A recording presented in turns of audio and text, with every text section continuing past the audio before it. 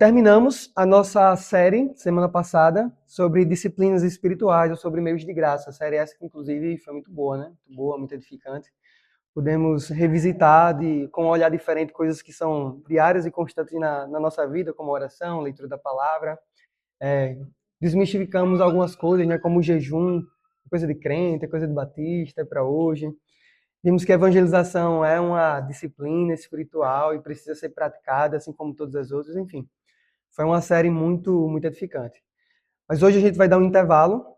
Hoje a gente vai aproveitar esse tempo que é falado de Páscoa, da ressurreição de Jesus, do coelhinho não, né, gente? Mas de chocolate, pode comer, fique tranquilo. Não sendo no dia do jejum, né? Não sendo no dia do jejum, pode. Mas hoje a gente vai dar um intervalo, falar sobre a ressurreição de Cristo, como isso é importante, né? Como isso é central para a nossa fé. Ver que não é um assunto como qualquer outro, né? Mas, na verdade, é um assunto extremamente basilar. E se a gente tirar a importância da ressurreição, a gente vai ver que, de fato, como a gente vai ler, né? Aqui Paulo fala, a nossa fé, ela de fato se acaba, né? Sem a ressurreição não existe fé, ela é inútil. E para isso eu queria convidar os irmãos a abrirem suas Bíblias comigo em 1 Coríntios. Primeira carta de Paulo aos Coríntios. Vamos ler do verso 1 até o verso 19. 1 Coríntios de 1 a 19. 15. 1 Coríntios 15, do 1 ao 19.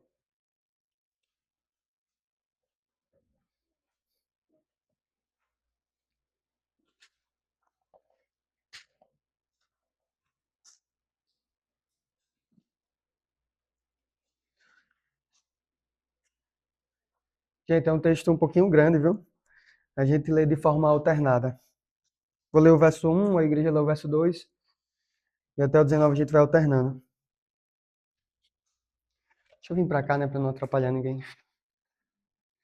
Diz assim: agora, irmãos, quero lembrá-los das boas novas que lhes anunciei anteriormente. Vocês as receberam e nelas permanecem firmes.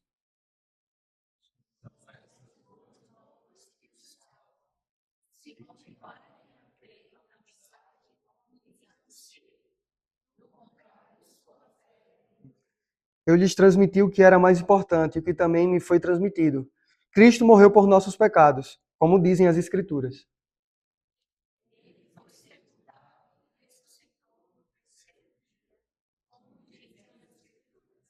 Apareceu a Pedro e mais tarde aos 12.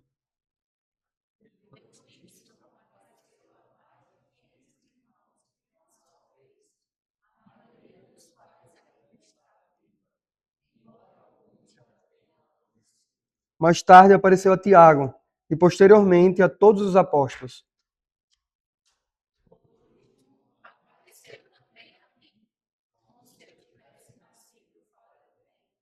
Pois sou o mais insignificante dos apóstolos. Aliás, nem sou digno de ser chamado apóstolo, pois persegui a igreja de Deus.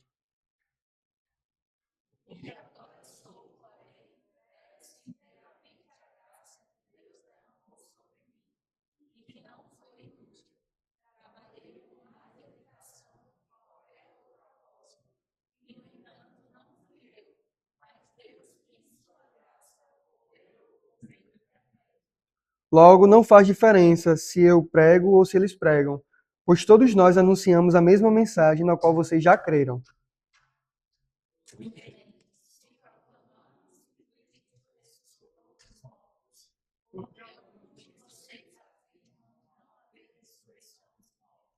Pois se não existe ressurreição dos mortos, Cristo não ressuscitou.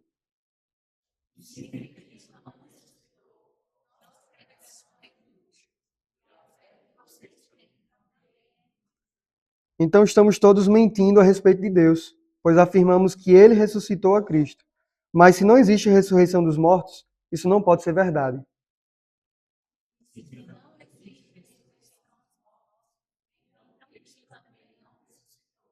E se Cristo não ressuscitou, a fé que vocês têm é inútil e vocês ainda estão em seus pecados.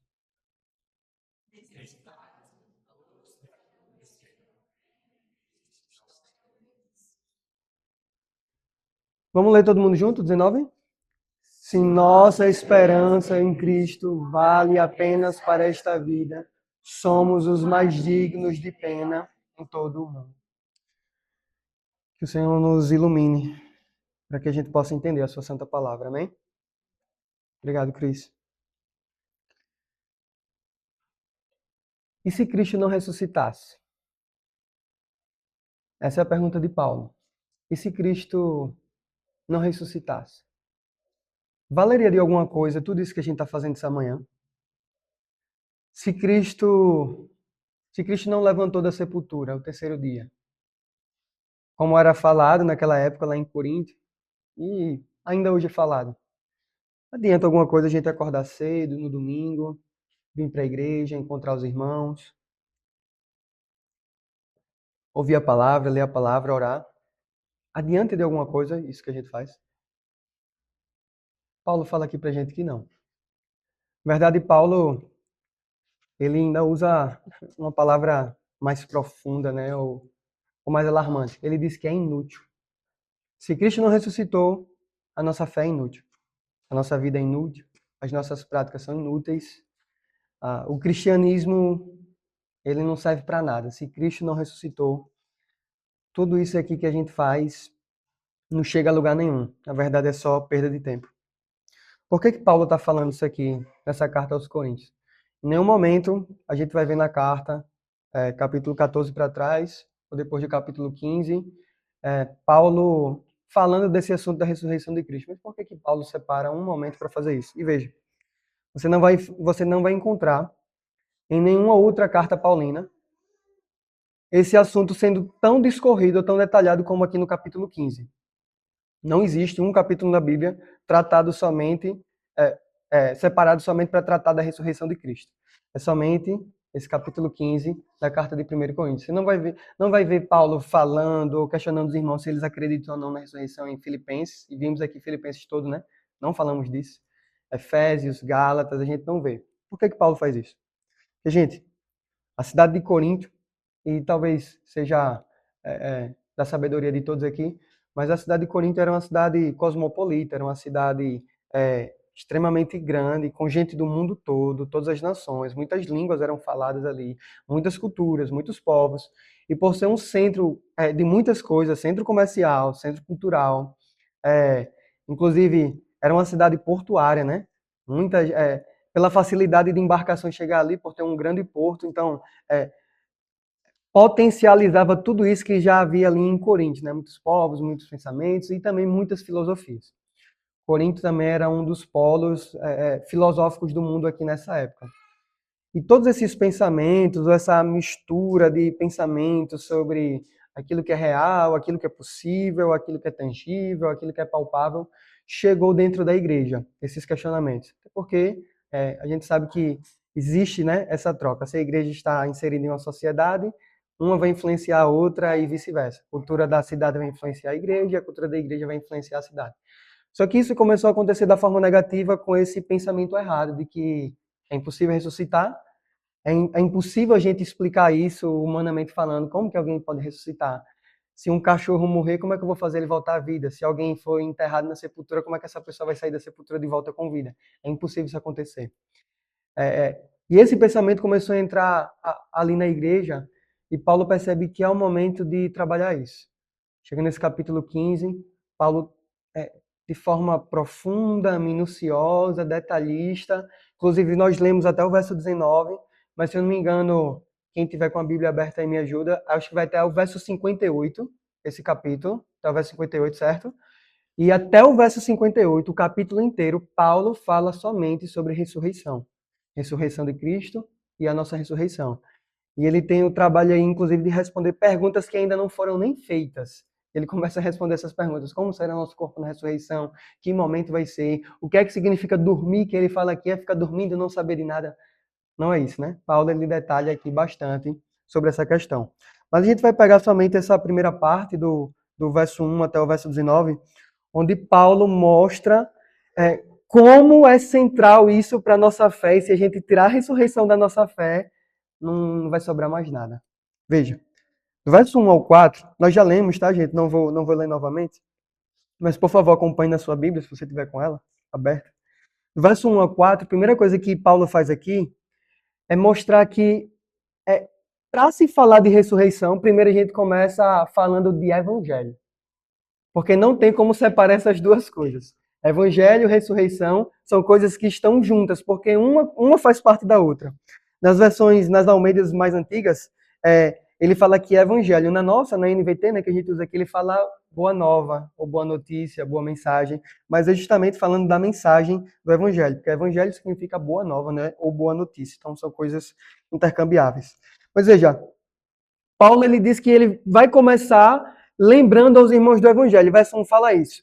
Ele fala, quero começar lembrando a vocês do Evangelho. Evangelho que eu preguei e Evangelho que vocês creram. Evangelho que eu já anunciei e Evangelho que vocês já receberam. Verso 1 ele fala isso.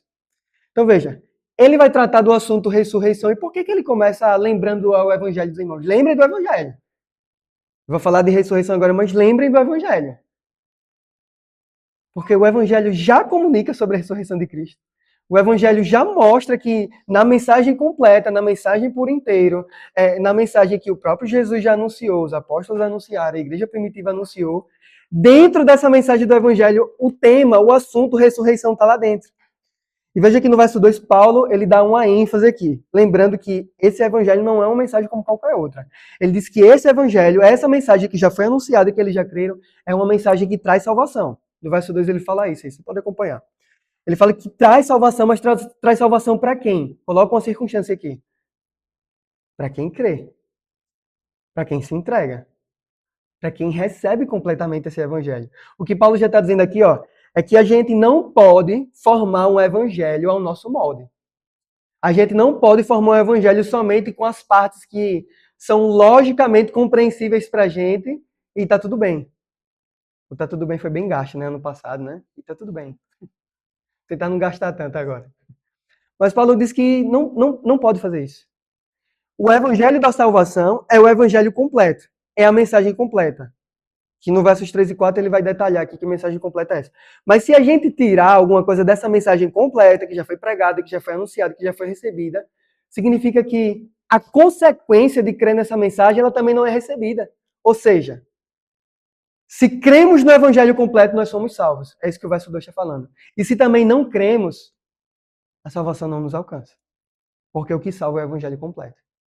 E o que é o evangelho completo? Versos 3 e 4. Ele traz pra gente. Verso 3 ele fala que o evangelho fala sobre a morte de Jesus. Não é isso que fala no verso 3? Está sendo projetado? Obrigado aí, Vim. Fala da morte de Jesus. Cristo morreu. E morreu por um motivo. Morreu pelo quê? Pelos nossos pecados. O evangelho, e Paulo não começa nem do início, né? Porque ele já sabe que os irmãos já sabem aqui. Criação, queda, não. Ele já vai pro ápice. Cristo morreu pelos nossos pecados. Essa é a boa notícia. Essa é a boa nova. Esse é o evangelho. Cristo morreu pelos nossos pecados. Tem coisa melhor do que isso ouvir? Um pecador que sabe que está condenado, que não tem como se salvar, que está caminhando para o inferno, que boas obras não vão levar ele para o céu, de repente ele escuta. Cristo morreu pelos seus pecados. Cristo morreu pelos nossos pecados. Nossa, que incrível. Eu estou salvo, não fiz nada, eu estou salvo. Eu só preciso crer nisso, eu estou salvo. Mas não termina aqui a mensagem. Veja, Paulo ele poderia só falar o verso 3 e talvez pular para o 5 e terminar por aqui mesmo. Cristo morreu pelos nossos pecados, estamos salvos. Mas o verso 4 ele continua, e ele fala desse assunto que ele trabalha durante todo o capítulo. Ele fala, ele foi sepultado e ressuscitou. Veja, Paulo está começando falando do Evangelho, e dentro da explicação do Evangelho, ele fala que Cristo morreu pelos nossos pecados, mas que também ele ressuscitou. Porque essa é a mensagem do Evangelho. Do Filho de Deus, que veio viver a vida perfeita que a gente não conseguiria viver, que morreu a nossa morte se entregando como nosso sacrifício, que pagou o preço do nosso pecado, mas que ao terceiro dia ressuscitou. Porque se a gente tirar a ressurreição, Cristo perdeu. Nós perdemos. Os nossos pecados não foram pagos. Não existe esperança de salvação para a gente. Se Cristo foi derrotado pela morte, pelo pecado, pela cruz, nós já estamos mais derrotados ainda. porque merecemos e ele nem merecia. Irmãos, não tem como a gente falar do Evangelho de Cristo, do Evangelho bíblico, do Evangelho escriturístico, se a gente falar que esse Cristo ressuscitou. Eu não sei se vocês já tiveram experiência, mas eu já tive essa experiência ruim no seminário, inclusive. Eu estava no seminário, lembro que eu vi um professor, um dito pastor, Lobo, né? Dito pastor Lobo. Entenda-se, para ficar claro. Que ele, inclusive, arrebanhou alguns, falando que a mensagem da ressurreição, e é tão bela, né? Como quando um liberal fala, né? Tão bonito, né? Envolvente. Nossa, a mensagem do Evangelho, quando fala da ressurreição de Jesus, quando é tratado ali, gente, é que Jesus, na verdade, ele ressuscitou no coração dos discípulos. Que lindo. Jesus ressuscitou na mente dos seus seguidores, a lembrança dele. Que beleza. Gente, uma ressurreição de lembrança, uma ressurreição simbólica de coração não tira a gente da sepultura, não. Não tira a gente do inferno, não. É muito bonito, é muito lindo ouvir isso. Para quem gosta de tratar Deus como uma lógica que se encaixa à nossa cabeça e não Deus que está acima da morte, está acima da vida e pode, inclusive, ressuscitar pessoas, assim como foi com seu filho. Sabe? Que sentido faz a gente acreditar nessa ressurreição fake? Que sentido faz a gente acreditar num Deus desse, que é tão fraco, que não consegue salvar nem o filho dele do pecado e da morte? Deus criou todas as coisas, planetas, constelações, e não consegue tirar o filho dele da sepultura? É um Deus muito fraquinho, é isso que a gente crê. Esse Deus liberal, dos liberais aí, é um Deus muito fraquinho, gente. Muito falho. É o Deus que realmente, eu acho que não merece nem ser adorado nos domingos. Tem sentido uma pessoa ir domingo após domingo para a igreja adorar um Deus tão fraco desse? Que não consegue reanimar nem a esperança do coração de que você sabe que está caminhando para a eternidade, porque Jesus ressuscitou e você também vai ressuscitar. Mas eu queria dizer um negócio para você. Isso é uma mentira. Isso é uma mentira. Essa mensagem de que Jesus ressuscitou somente nos corações, na mente, na lembrança, e foi isso que motivou a igreja a continuar, isso é uma mentira. E nós hoje temos que fazer uma escolha. Porque ou tratamos essa falsa doutrina como mentirosa, ou tratamos Deus como mentiroso. Porque se Deus, em sua palavra, fala que o filho dele ressuscitou, e a gente não acredita nisso, a gente está dizendo que ele é mentiroso. Porque ele registrou algo que não aconteceu. Ele trouxe para a gente, no livro da verdade, algo que é uma mentira. Irmãos, nós temos que fazer uma escolha. Ou Deus é verdadeiro, e quem fala que Jesus não ressuscitou é mentiroso, ou Deus é mentiroso, e quem fala que Jesus não ressuscitou está com a verdade.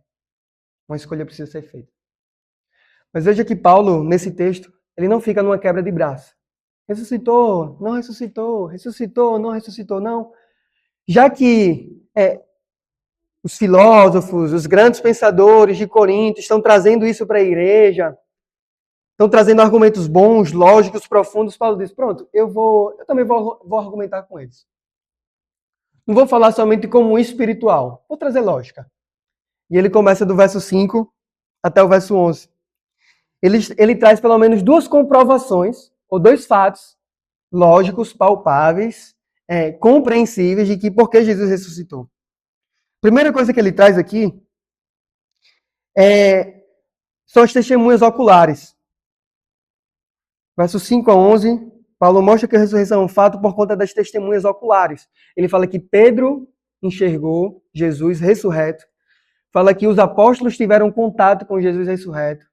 É falado também nessa porção que mais de 500 pessoas enxergaram Jesus em uma única vez, em um único momento, ele apareceu para mais de 500 pessoas. É falado que Tiago viu e creu também. E eu não sei se você entende por que o nome de Tiago foi colocado de forma tão detalhada aqui, né? É porque esse Tiago falado aqui é o Tiago, irmão de Jesus. Que quando Jesus estava executando seu ministério, e quando eu falo irmão, é irmão de sangue, tá? Quando Jesus estava executando seu ministério, Tiago não acreditava que ele era o Messias. Tiago achava que o irmão dele era mentiroso, era louco, enfim. Mas não acreditava que ele era o Messias. Era um descrente completo. E quando foi que Tiago passou a acreditar? Quando foi que Tiago começou a acreditar? Foi nesse momento aqui. Quando ele viu que o irmão dele ressuscitou. Quando ele viu que Jesus ressuscitou, ele disse: Não, eu estava errado. Ele é o Messias. O meu irmão é o Cristo. O meu irmão é o prometido. Ele levantou da sepultura, ele venceu a morte. E Tiago, de um descrente, enquanto Jesus estava executando seu ministério, Tiago passou a ser agora, e assim ele é chamado em Atos, tá? Pilar da igreja. Ele é uma das pessoas que sustenta agora a igreja, o avanço da igreja, o envio da igreja, o crescimento da igreja, a pregação do evangelho. É por isso que Paulo faz questão de pontuar o nome de Tiago aqui. Como é que ressuscitou seu na mente e coração e de repente Tiago passa a crer? Não foi seu na mente e no coração. Ressuscitou de fato. Tiago é uma testemunha ocular disso. Mas Paulo também traz um outro argumento aqui. E ele vai até o final do verso 11, depois das testemunhas oculares. E o segundo argumento que ele traz é que ele é a própria testemunha disso. Ele diz, tiveram várias testemunhas oculares, mas eu sou testemunha também. Não sou uma testemunha ocular. Eu sou uma testemunha viva de que esse Cristo vive. E Paulo agora fala dele mesmo. Ele diz, como é que esse Jesus está morto? Se antes eu era perseguidor da igreja, se antes eu era inimigo da igreja, se antes eu matava cristão, se antes eu odiava cristão, e agora eu sou um cristão. E não um cristão qualquer. Ele diz aqui, eu prego mais do que qualquer outro. Eu faço mais do que qualquer outro.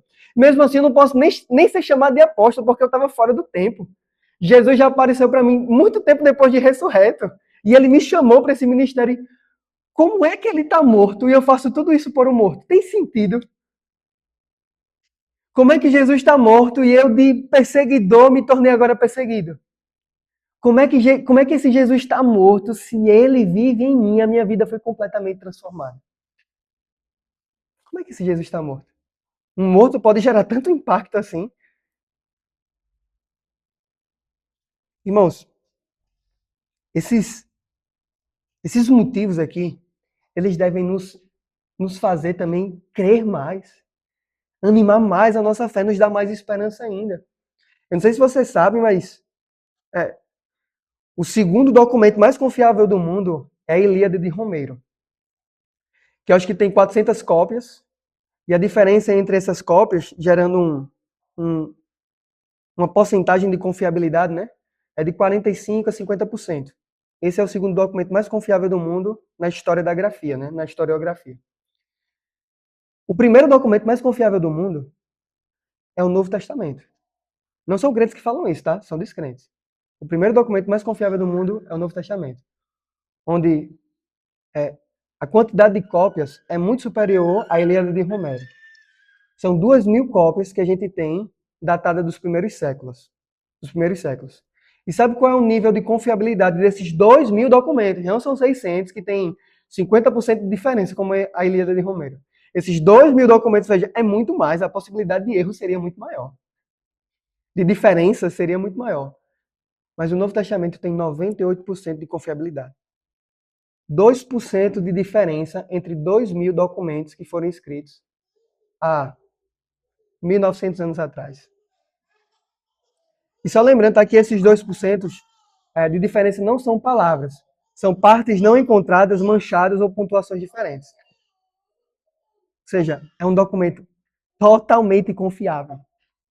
Totalmente confiável. Até para um descrente estudar ele.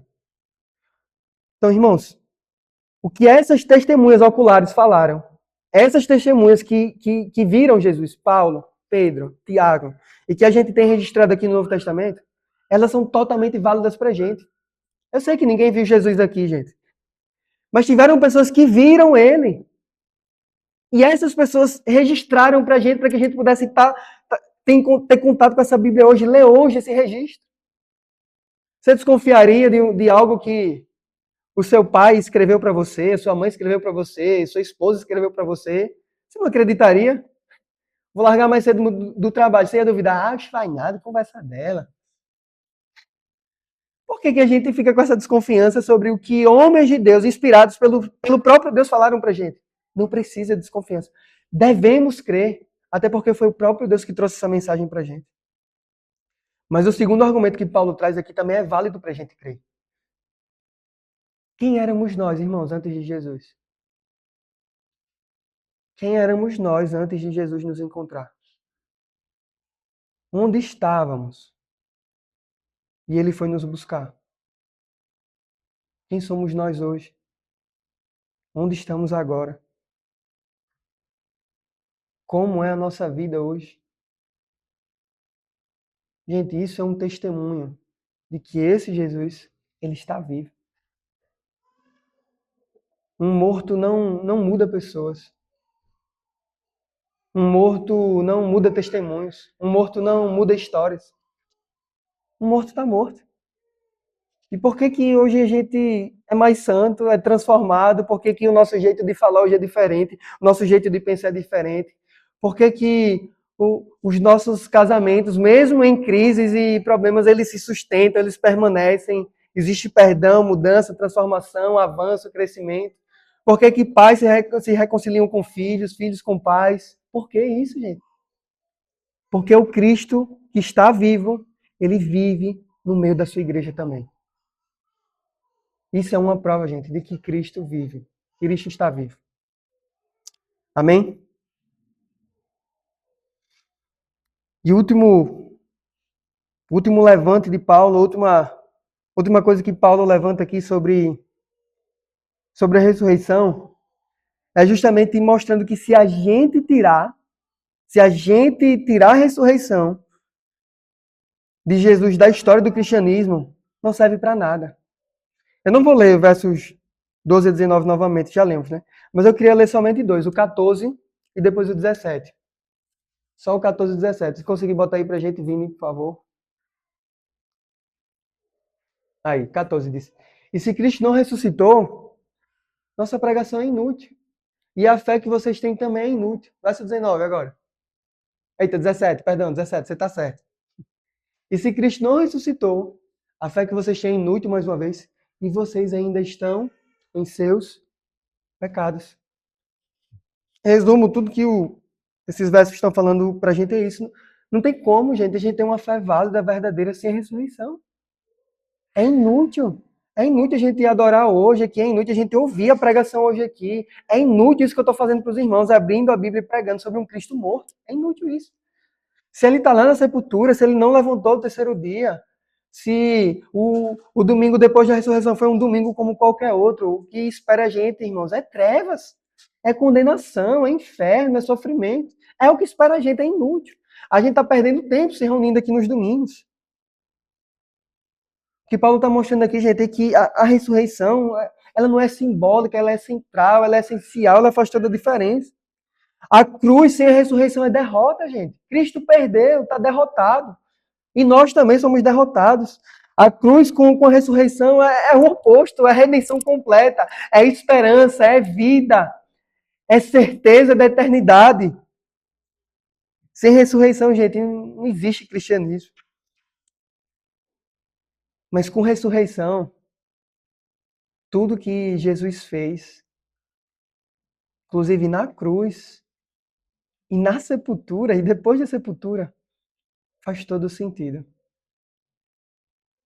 Se Cristo ressuscitou, nós temos muitos motivos, não só para vir adorar aqui esse domingo, mas para vir adorar todo domingo pelo resto da nossa vida. Se Cristo ressuscitou, a mensagem que a gente prega é não só útil, mas ela é urgente.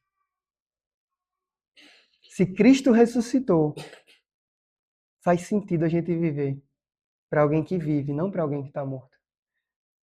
Se Cristo ressuscitou, a nossa pregação é válida. Se Cristo ressuscitou, a nossa oração faz sentido, porque a gente está orando a um Deus que está vivo e recebe. Se Cristo ressuscitou, nós temos não somente mais um propósito para a nossa vida, nós temos o principal propósito da nossa vida: viver para a glória desse Cristo que ressuscitou. Irmãos, eu queria terminar somente com uma aplicação. A aplicação é: se encha de esperança, porque Cristo vive. Se encha de esperança, porque Cristo vive. Veja, foi numa manhã como essa, de domingo. Ainda é de manhã, né? É, 4 minutos ainda, no nosso relógio, né? Mas foi numa manhã como essa que aquelas mulheres levantaram bem cedo, ainda estava meio escuro, sol começando a aparecer. As Marias foram ali, juntaram flores, arranjos, aromas e decidiram ir para o sepulcro, para onde Cristo estava sepultado. E, inclusive, no caminho foram conversando e surgiu o assunto, né? Estamos com as flores, estamos com os aromas para levar para o nosso mestre, mas e quem vai remover a pedra? A gente não tem força, a gente não consegue, como é que a gente vai fazer? E enquanto elas discutiam isso, que elas chegaram perto do túmulo, elas viram que a pedra já estava removida. Você consegue imaginar essa cena? Se colocar nessa cena? Você indo lá encontrar o morto, de repente, aberta, aberta a sepultura. Elas vão, entram e não encontram Jesus ali. Começam a procurar fora e não encontram Jesus. O que aconteceu? Talvez tenha sido aquele sentimento, né, de quando a gente perde a criança no shopping, né? Aquele desespero, né? Cadê o nosso Senhor? E de repente aparece alguém ali. Tem um evangelho que fala que foi um anjo, tem um outro evangelho que fala que são dois anjos, mas a gente sabe que apareceu algum ser diferente, angelical. E elas receberam a mensagem, né? Primeiro uma pergunta: quem vocês estão procurando? Quem é que vocês procuram? E depois a resposta do mesmo ser: quem vocês procuram não está aqui, não está morto, ele vive. Irmãos, quem nós viemos procurar essa manhã? Quem nós viemos procurar? Procurar um Cristo morto? Procurar uma religião que a gente pratica todos os domingos? Procurar amigos e relacionamentos que a gente tem numa comunidade de fé? Ou a gente veio procurar o Cristo que a gente sabe que está vivo?